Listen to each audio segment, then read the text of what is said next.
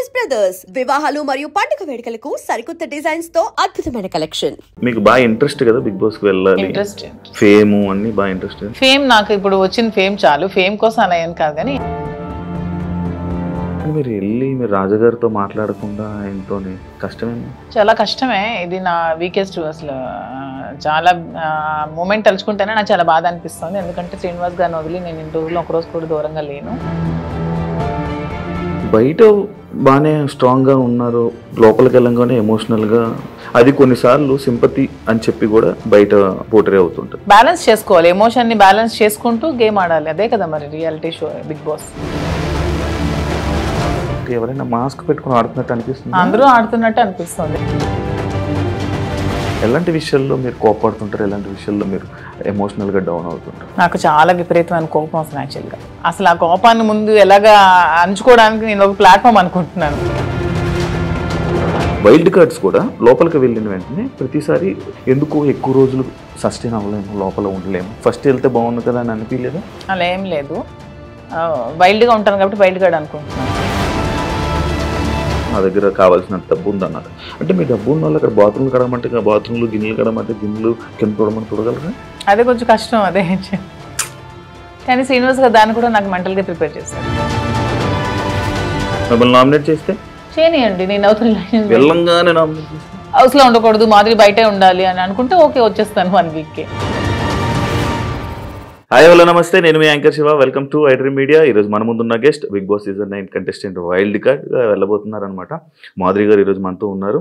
తన జర్నీ గురించి, హౌస్లో అసలు ఈ సీజన్ చూస్తున్నారా, లోపలికి వెళ్ళాక ఏమైనా ప్లాన్లు వేసుకుంటున్నారా, ఎలా ఉండబోతున్నారు, ఏం చేయబోతున్నారు అనేది మనకు తెలియనివి తెలుసుకునే ప్రయత్నం అయితే చేద్దాం. హాయ్ నమస్కారం పెద్దవాళ్ళు, పూజ్యులు. ఎలా ఉంది ఎక్స్పీరియన్స్? అంటే మీకు లోపలికి వెళ్తున్న ఫీల్ అవన్నీ ఎలా ఉన్నాయి?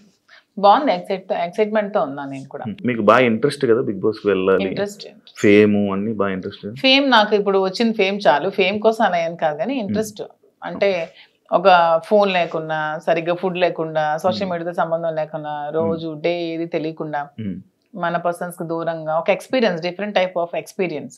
సో ఈ ఎక్స్పీరియన్స్ ని ఒకసారి లైఫ్ లో ఫేస్ చేయాలని అయితే ఉంది. అంటే నార్మల్గా మీ ఇంటర్వ్యూస్లో కానీ, మీరు కానీ, మీ రాజా గారు కానీ ఇంటర్వ్యూస్ ఇచ్చేటప్పుడు ఒకరు వదిలి ఒక్క నిమిషం కూడా ఉండలేను అన్నట్టు మీరు చాలా ఇంటర్వ్యూస్లో చెప్పడం జరిగింది కదా. అని మీరు వెళ్ళి మీరు రాజాగారితో మాట్లాడకుండా ఆయనతోని కష్టమేమో? చాలా కష్టమే. ఇది నా వీకెస్ట్ అసలు. చాలా మూమెంట్ తలుచుకుంటేనే నాకు చాలా బాధ అనిపిస్తుంది. ఎందుకంటే శ్రీనివాస్ గారిని వదిలి నేను ఇన్ని రోజులు ఒకరోజు కూడా దూరంగా లేను. తను కూడా చూసుకోవడానికి ఎవరు లేరు నేను తప్పితే. సో ఇవన్నీ కొంచెం కష్టమే, అందుకనే ముందు నేను వెళ్ళలేదు. కానీ మళ్ళీ శ్రీన్ గారు ఎందుకు ఈ అవకాశాన్ని వదులుకోవాలి, నీకు వచ్చిన అవకాశాన్ని వెళ్ళు, నేను పర్వాలేదు ఉండగానే సపోర్ట్ చేస్తానని చెప్పి నన్ను కొంచెం మోటివేట్ చేసి పంపిస్తున్నారు. అంటే చాలా మంది కంటెస్టెంట్లు నేను చూసాను అనమాట.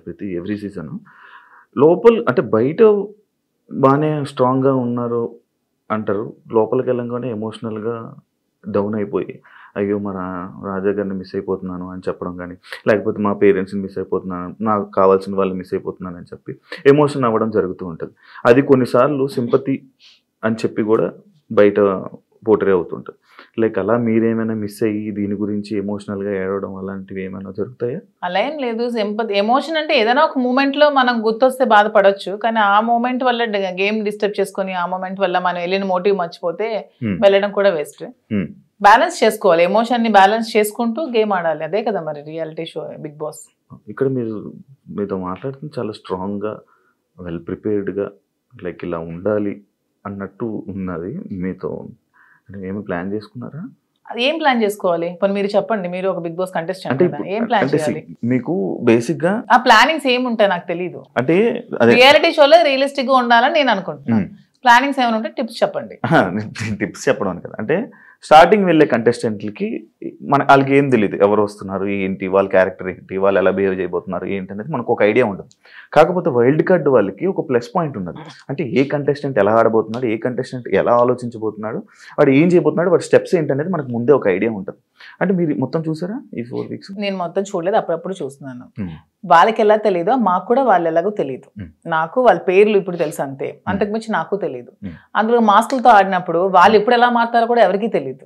ఈ రోజు ఇలా ఉండొచ్చు, రేపొద్దున ఇంకొకలా ఉండొచ్చు. ఒక రోజు ఒకలా గేమ్ ప్లాన్ ఉంటుంది వాళ్ళది, ఇంకో రోజు ఇంకోలా ఉంటుంది. సో ఆ స్ట్రాటజీ కూడా కంప్లీట్ గా మనకు తెలియదు, తెలుస్తుంది అనేది అపోహ, అంతే కదా. ఈ రోజు మీ గేమ్ ప్లాన్ ఒకలా వాళ్ళు ప్లాన్ చేసుకోవచ్చు, నెక్స్ట్ మూమెంట్ కి వాళ్ళు మారొచ్చు, ఇలా కాదు నేను ఇంకోలా ఆడాలని మారొచ్చు. సో ఒకే స్ట్రాటజీ మెయింటైన్ అవ్వదు కదా.